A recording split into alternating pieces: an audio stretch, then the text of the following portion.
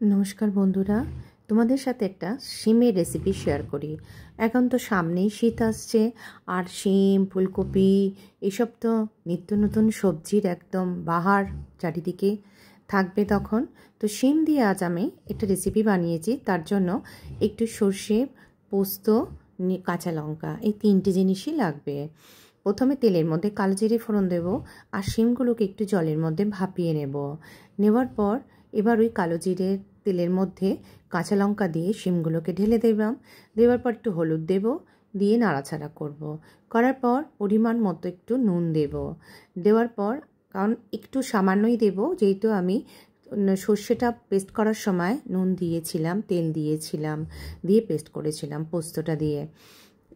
বাটাটা দিয়ে দিলাম, দিয়ে করবে নাড়াচাড়া, বেশিক্ষণ কিন্তু রাখবে না, একটু নাড়াচাড়া করে থালাটা ঢাকা দিয়ে রাখবে। দিয়ে একদম তোমার রেডি হয়ে যাবে এই শিম চচ্চড়ি। শিম চচ্চড়িটা গরম ভাতের সাথে খেতে ভীষণ ভালো লাগে। তোমরা বানিয়ে দেখো, নিশ্চয়ই তোমরা বানাও। তাও আমি যেরমভাবে বানাই, আমার প্রসেসিংটা তোমাদের সাথে শেয়ার করলাম। তো তোমাদের কেমন লাগলো আমাকে জানিও। আর এটা যখন খাবে তখন অবশ্যই একটু কাঁচা সর্ষের তেল ছড়িয়ে নিও, তাতে টেস্টটা হয়ে যাবে দ্বিগুণ।